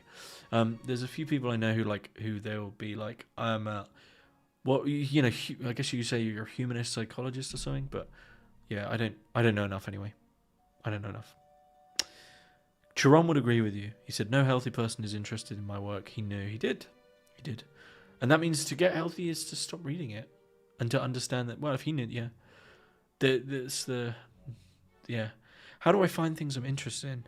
It seems I have no interest in anything apart from removing the negative parts of my life. You have no interest in anything. I mean, removing the negative parts to get to a sort of equilibrium it's a good interest. How do you find out what you're interested in? You find out what you're interested in by what you naturally end up back at. If you had nothing to do, what would you just go, well, I'm going to do that because that's your interests. And I don't think people, in the same way, I think that at school, if the school does anything, they should push everyone to really know what they want to do by the time they're 16, to the point where most people, I believe, would say, I don't know. And that's the best answer. So I don't think there's anything wrong with not having anything to be interested in. I think what would be wrong is being one of these people who feels that they should force it. Maybe it's fine to just not be interested in anything, and you just enjoy your fine being. That's absolutely, fine. And you can just walk around and be, and it's lovely. Go with that. Can you recall having any physical near-death experiences? Relatedly, in spite of your disinterest in arriving there through, have I ever experienced egoic death dissolution? I've had one near-death experience. I was 11 roughly, and I'd gone with my father. He used to fly remote control airplanes. Don't know if he still does. Big remote control airplanes. He loved them. But I went down to the flying field with him, and they parked up the cars so they're against the fence. And I was sat the boot of it was an estate car, so a big boot, and the boot was up, and I was just sat in the back of the estate car watching the planes fly. And usually there was only one plane was allowed to fly at once usually, but for some reason there was allowed two. It was like a clear day. And also usually if two RC planes even tap in the sky, they just kind of hit, roughly stop and fall straight down, because that's just physics. But what happened was these two, and anyone who knows about RC airplanes, these are big things. These are big chunky boys, and these two RC airplanes just tapped a tiny bit in the sky, and the next moments are very strange. So there's like 3 frames. The first frame is, I remember it sort of coming down. I remember watching that bit, and then the next frame is kind of 2 frames, which is the vision of 100 meters away from me, a plane, a huge RC airplane, the wingspan that was wider than the car, with the propellers going, just like for 1 frame. The next frame, this is where it's kind of like near-death experience, is from me, the other side of the field, looking at me, looking at the plane, and that was for a bit, and then back to reality with the loudest sound I've ever heard in my life, which was the plane coming in to my right, slamming into the back of the car and obliterating into bits and shredding my trousers. And it was mostly there was no women around. It was kind of one of those moments where you're a young lad and you wish a woman had come over and said, "Are you okay?" But it was all these doddering old anoraks who said like, "Oh, bloody hell, that was a loud one." Like, basically, as 11-year-old James, that if this plane had been a foot to the right, it would have obliterated my organs into bits. And there was all these doddering old fools. I don't know where I think my dad was pissing about with his plane in the field. It's quite sad. Harrowing moment for young Jimmy. No one's coming to save you, and you almost died. Yeah. That was my near-death experience. Have I experienced egoic death, dissolution? If I have, I don't know about it, but I don't suffer as much as I used to. I don't have a half-life. I don't have a half-life on suffering like I used to. And the idea of experiencing egoic death doesn't make any sense, does it? Where's the ego that would experience egoic death? Just nothing. So I wouldn't know. What's your take on Ligotti versus McCarthy question? Who's the better writer? McCarthy. McCarthy's the better writer. That's undoubtable. I think Ligotti misses the reason Ligotti's famous is because he is good. Teatro Grotesco is fantastic, right? But anyone who's explored the genre, the horror genre, is very, very small. You have Lovecraft, who I don't rate very highly. I don't think Lovecraft's very good. I think he's there because he's like the father of cosmic horror, fine. You have, oh God, the guy who liked Crows. I can't even remember his name. I haven't read any. They did a film about him recently. You have Stephen King, which is rubbish. Most of that's no one's ever read Stephen King. Yeah, I mean, Ligotti's fine. And then you have weird fiction. It very quickly goes off into, is this horror? Yeah. One sec, let me take a drink.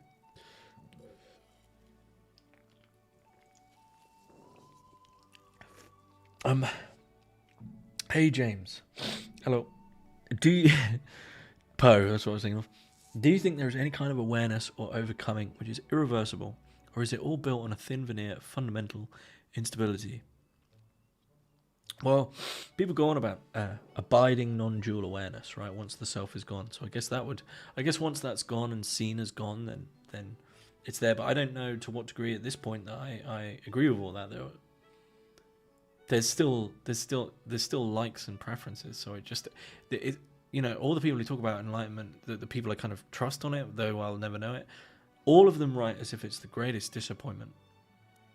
This is not bliss. If you want bliss, if you want a feeling, then go drink some beer or whatever, right? That's not to do with that. So irreversible, sure, I think there is probably is an awareness that's irreversible. Is it all built on everything's fluxing? Is that instability or is that completely stable? It's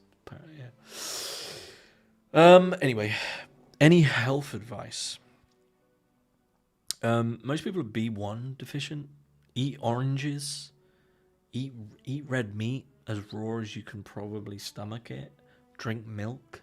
Drink really good milk. If you can get raw milk, drink it. This isn't health advice.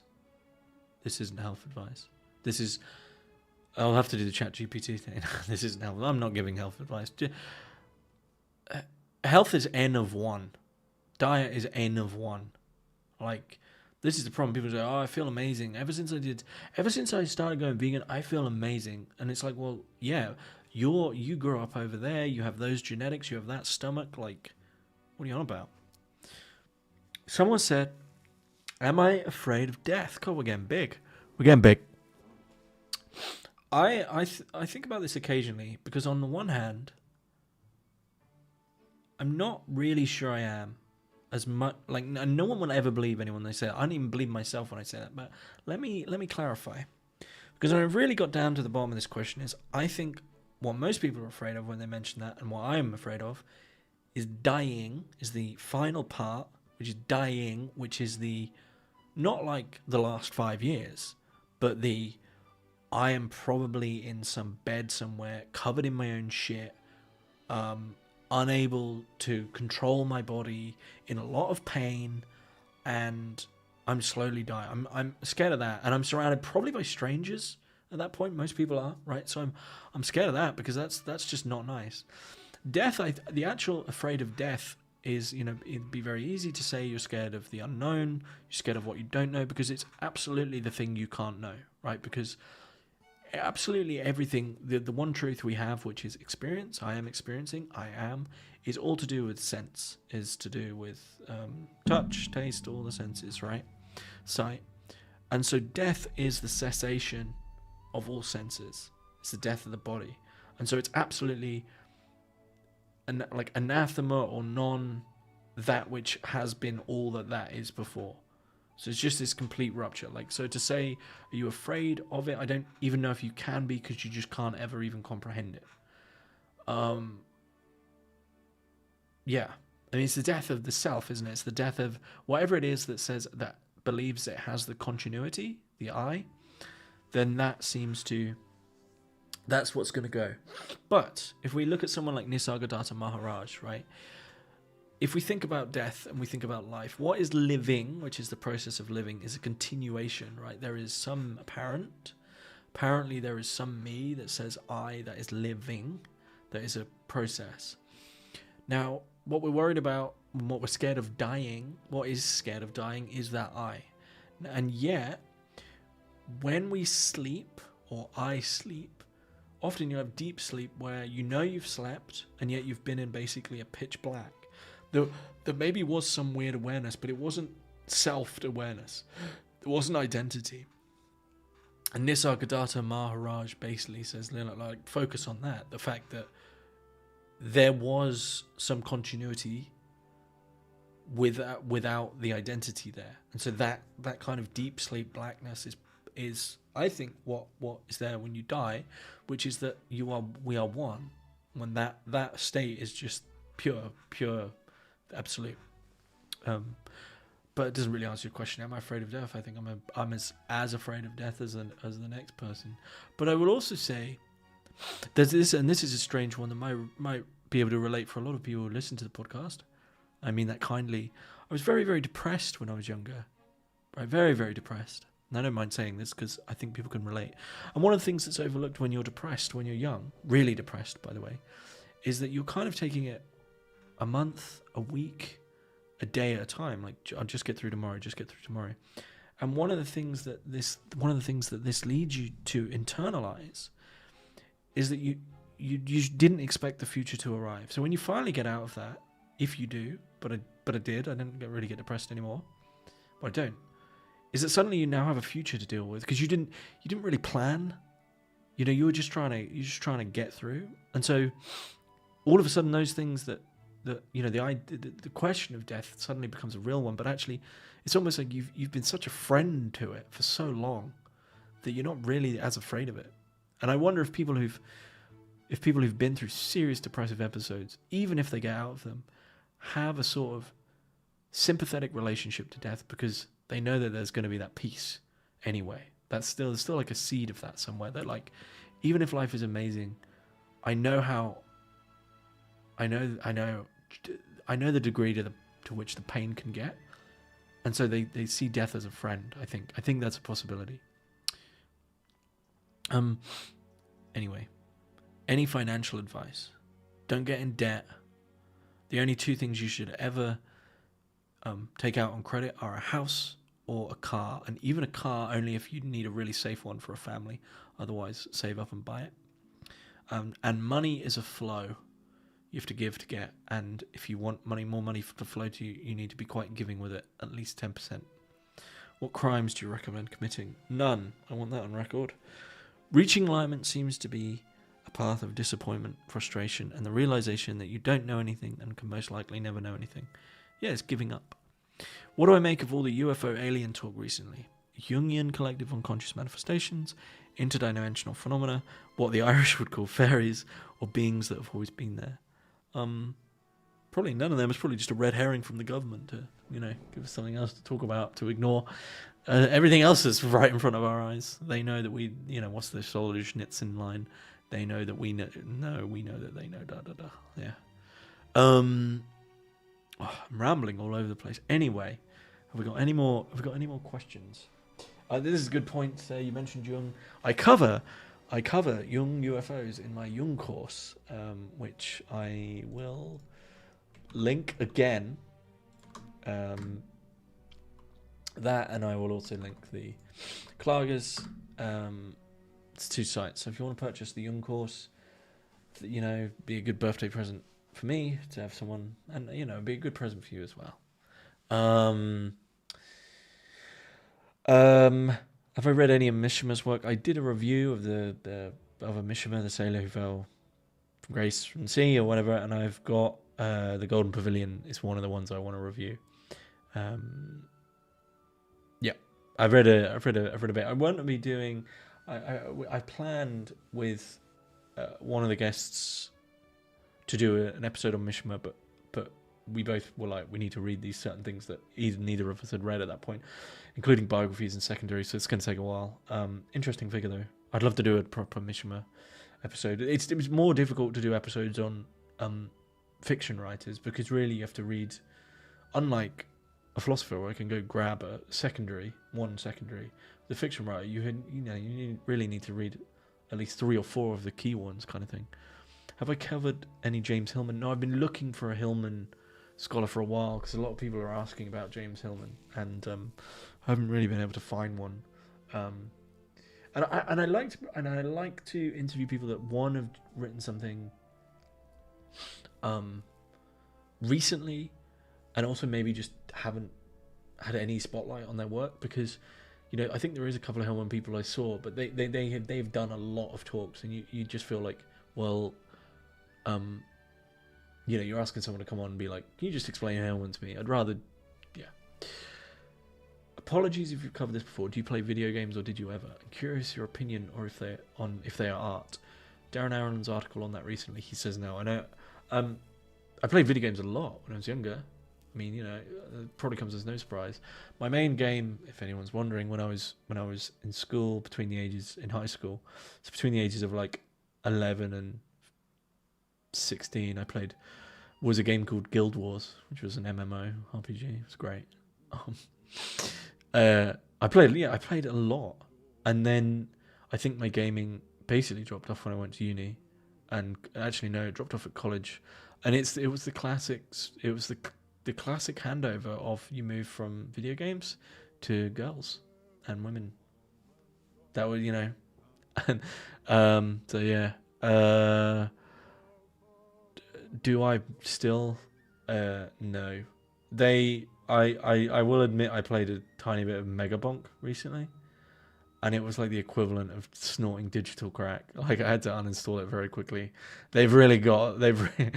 if you're young now, I feel sorry for you because that thing was a brain ruiner. Yeah, and so I would pretty much agree with Darren Allen that they're not art. Do I think they could be? Yes, but do I think that absolutely everything about what they are is against them becoming art? Yes, and would this is what I'd say, to the degree that a video game could be art is no longer basically definitively a video game. That would probably be my position. No one's interested in art games. They're just so boring. And that's not what a video game is for. It's for entertainment and the equivalent now of just a casino, right? It's like dopamine rush. What do I make of... Someone said, what do I make of Paul Kingsnorth? I haven't read his latest book and I don't particularly want to. I haven't heard good things. There just comes a point where you just... As someone who wrote Exiting Modernity, there comes a point when you need to reframe that relationship. It's reaction is easy, and to be fair to Paul Kingsnorth, he did convert to Christianity. You know, I deconverted, you could say, but so much of the reaction is basically this kind of Christianity light that is. I hate to say it. Well, do I hate to say it? I don't know, but it's lightly fascist in its tendency that it's just telling people what to do, and what's good for them, and what's healthy, and what's right, and you know. I think people need to internalize and see the other side of that coin of what people are like when they're deeply unhappy because they've been brought up in a place that tells them what they shouldn't be doing against their natural tendencies. There's always a middle path. There's always a place. There's always a place of the transcendental function. But Paul Kingsnorth, I don't think I really gel with that anymore. Someone said Warhammer 40k. No, I never did the Warhammer thing. Never got into it. Have I done an episode on Alzazer? No, but there was a recent one where someone was using Alzazer in ideology. I can't remember which. Sorry to whoever that guest was. Have I heard of the English composer Cyril Scott? The name rings a bell, but I don't know anything about them. I'm going to do another 20 minutes because it's going to take us to 2 hours. So you got 20 minutes. Any questions? Please put them in, and I'm gonna refresh and see how many people are watching, because I'm a narcissist. 51. Take that, Mrs. Rhodes, who said I'd never amount to anything.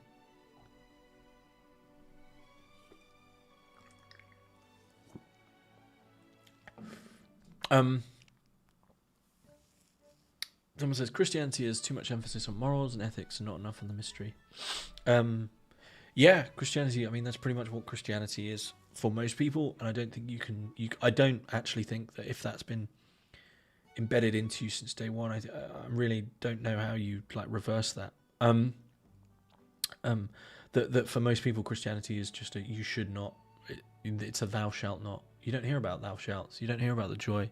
You don't hear about love or nature or God's love. It's just all a really boring, ultimately boring form of ethics. Someone says, I remember you said you became ill when talking about reasons for leaving Catholicism. What did I mean by that? What do you think is the good and bad in Catholicism? So what I mean by becoming ill is that ultimately, and I'm not one of the people that thinks every single illness is something you're not dealing with. But I do think that's often is the case. Is that it's some sort of stressor that you haven't been dealing with. Often, not all the time. There are just sometimes you get sick, right?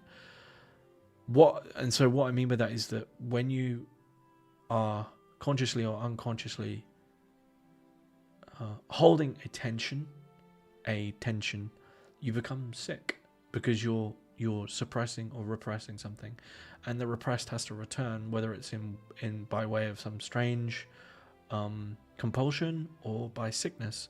And it really wasn't that much. But one thing that I was repressing is that, like, before entering, I guess this is a bit personal, but before entering, into Catholicism, it wasn't like I was celibate or a virgin. I'd had a lot of girlfriends, and greatly and still do greatly enjoy having sex and sexual fun. And so you just then enter into this. You enter into something where you just have to shove that down and kind of pretend like I guess I just don't want to do that. And that you can't just shove something down. You can't just shove energy down. There was other things, I think, that you just kind of ultimately then it becomes a lie, and whatever it might be. And it might also have been that did I ever really believe? That would be the classic response. Like, did I ever truly believe that Jesus Christ was the Son of God? I would say now that I have absolutely no idea what that means. Afraid to say. Did I believe at the time? I guess I told myself that I believed. Is that the same as believing? I think for some people it is. But ultimately you're kind of living a lie because I don't... So you're that's repression, is consciously living a lie because of some meme that you've given yourself over to. And what that meant practically was that I was getting stomach aches and getting really tired and it felt like I kind of couldn't breathe in church. But also at its deepest level, that leads to not really wanting to be, because you can't. One of the issues of Christianity is you can't ever live up to it. You can't live up to it. You can't imitate Christ. It's ridiculous. And the suppression of natural desires. You're basically setting yourself up for something you're not going to be able to do. You're saying, I'm going to do this thing that I literally can't do. And that's really dangerous. And maybe there was a time when there was really great spiritual teachings on how to curate and move that energy, but they're not there now, you know. And if you take it seriously, you're probably just going to get sick. Yep. Pardon me. See, that's all just bursting out. Pardon me, I'm very sorry about that. What do you think is the good and bad in Catholicism? Well, the bad is what I've just said. The bad is ultimately that there is some real issues with the sexual teachings in terms of the Catholic Church not taking responsibility of the fact that that energy is suppressed and them not teaching people how to deal with it.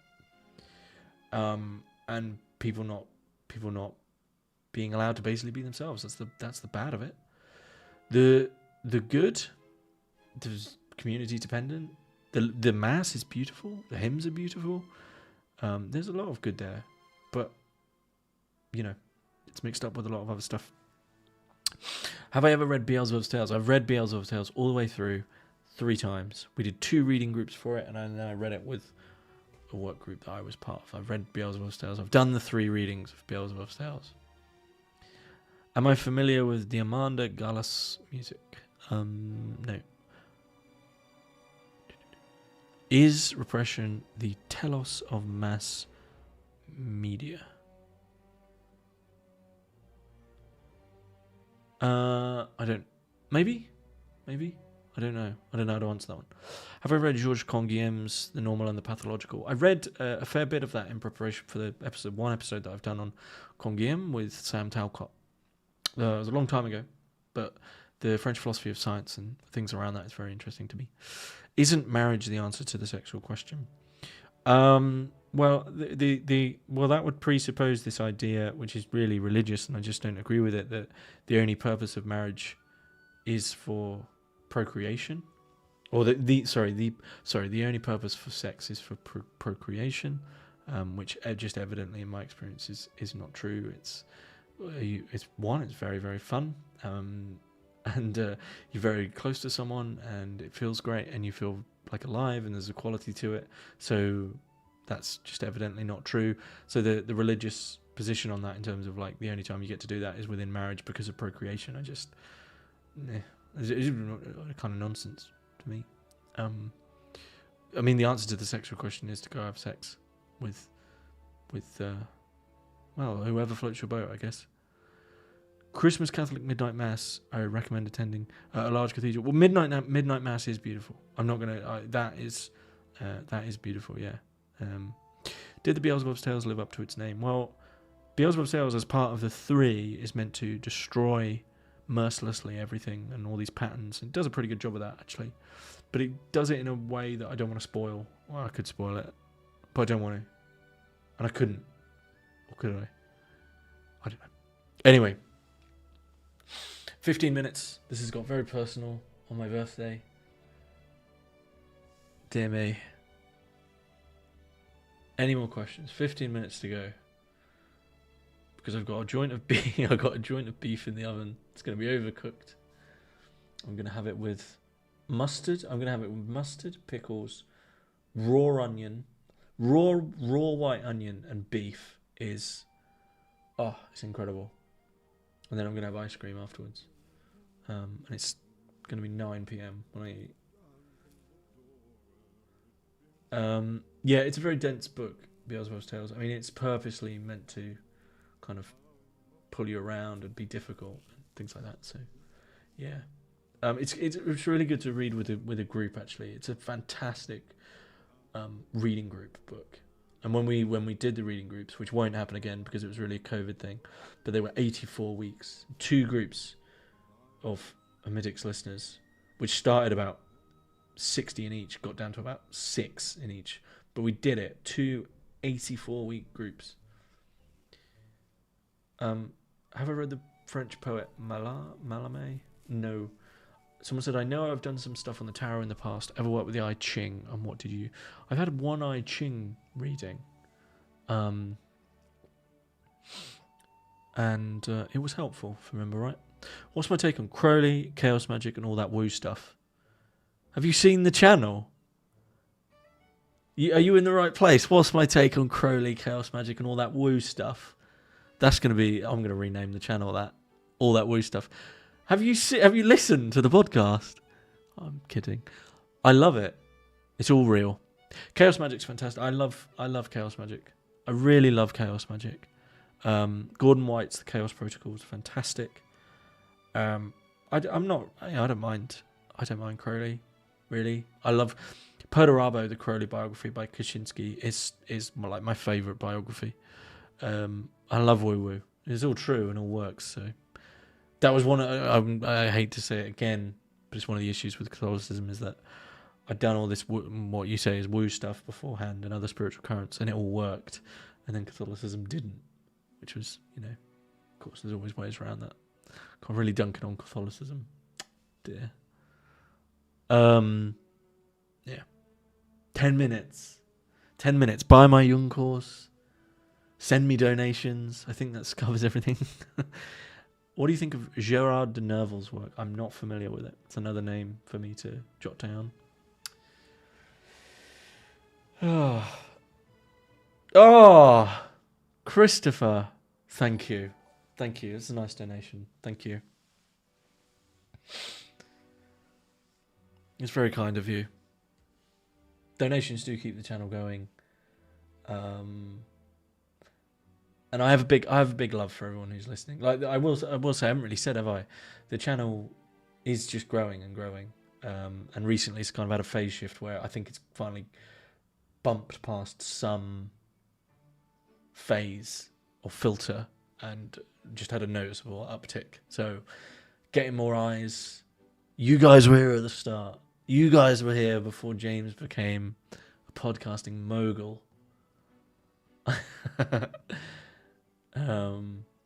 Yeah, thanks everyone. Just thank you all for listening. I honestly, it's just eternal gratitude really. And obviously big love for all the paying patrons. They're great. And all listeners. And someone said, thanks for the live, happy birthday. Thanks for the great interviews over the year. Thank you. Someone said, why did they burn Wilhelm Reich's book and kill him in jail? I'm not really sure why they did it, actually. There was something, I think vague communist suspicions, but the actual reason as to why, it's clearly not to do with Orgone. It's a ridiculous thing to take him down on. Happy birthday. Thank you for all the hard work that goes into this channel. Yep. And hopefully soon, kind of Hermetics school. Yeah, I'm just going to... Hermetics school. Not like a Jordan Peterson university type thing, but Hermetic school. Yeah. With kind of places with like multiple courses and hopefully like, monthly catch-ups and things like that. Hopefully I can get that all put together. We'll see where we're at. I think that's everything. Is that everything? Big thank you to all the publishers. I should say that. Big thank you to Aeon and Chicago and Princeton and Edinburgh and Cambridge for always sending me review copies. I'm Very thankful, especially as Aeon. We were great. For the advice of just walking around and to just be not sarcastic. Yeah, man. What's wrong with that? There's some idea has got lodged somewhere that you know that there's something wrong with that you should be doing, but if that's not what you want to do doing, then don't. Thank you. Right. I think that's everything. It's been a delight, as always. It's been good fun. And thanks for being here for my birthday. I'm just double checking I've covered everything. Yeah. Yeah, big love to everyone. And if you just want to email me, please do. If you've got any suggestions for podcasts, please do, because I know people will listen to these Q&As later. If you want me to cover anything, please do. And also, I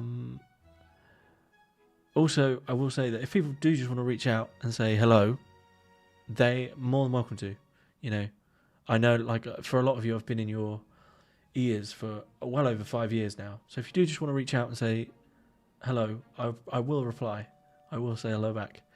But love, and we're all going to make it. We're all going to make it. Everything's great. There's no problems. And everything's beautiful.